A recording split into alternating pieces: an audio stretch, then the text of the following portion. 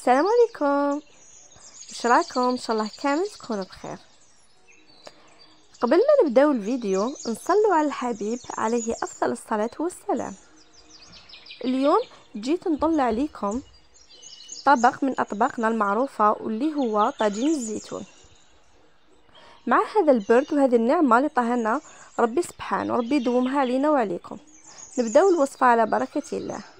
هنا كنت درت شويه زبده شويه زيت، درتهم يسخنوا. كي يسخنوا نحط لي مغسو تاع الدجاج على حساب افراد العائله واش كان متوفر عندك. نديرهم يتقلاو مليح يدوا اللون الذهبي. كي يدوا اللون الذهبي من جهه نزيدو نقلبوهم للجهه الاخرى حتى نتحصلوا على اللون المطلوب.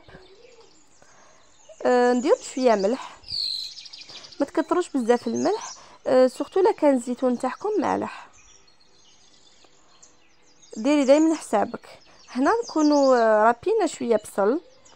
البصل ثاني على حساب الكميه نتاع طاجين الزيتون راح ديريها.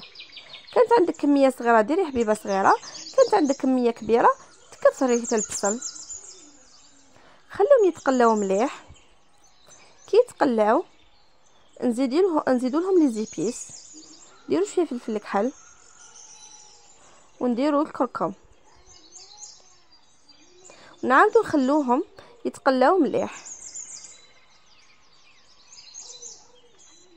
حركيهم مليح من الجهتين وخلي لي زيبيس يتشربوا مليح في هذاك الدجاج والبصل. هنا نزيدو الزروديه كنا قطعناها نديروها تتقلى ثاني مع الدجاج والبصل. نخليهم يتقلاو كامل على نار هاديه وبلا ما تزيدي قطره ما. نغطوهم ونخلوهم يتقلاو وحدهم يطلقوا الماء تاعهم. زيدي لهم الزيتون. اذا كان الزيتون تاعك مالح بزاف، انا هنا الزيتون تاعي ماشي مالح، ذقته ما كانش مالح.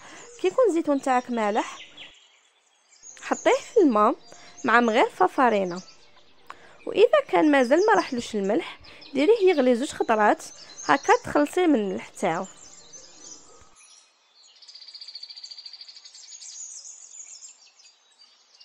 خليتهم يتقلاو مليح تقريبا واحد 20 دقيقه هما يتقلاو.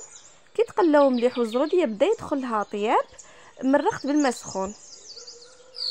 انا هنا في طنجره مرقت مليح بالماء. كي تكوني في الكوكوطه ما تكثريش الماء بزاف باسكو بالخف طيب لك.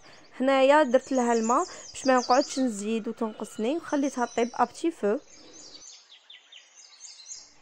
قويلو النار مع الاول ومن بعد غير يغلي نقصيلو خليه يطيب.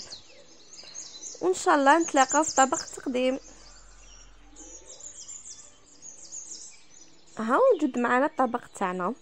هنا بعد ما طاب حمرت المرسوات تاع الدجاج في شويه زبده وتحصلت على هذه النتيجه. نتمنى ان شاء الله يكون عجبكم الفيديو تاع اليوم وتجربوه وتكتبوا لي في التعليقات تعطوني رايكم فيه. نتلاقاو ان شاء الله في الفيديو الجاي. ما تنساونيش بالاشتراك واللايك والتعليق. تهلاو في روحكم وسلام.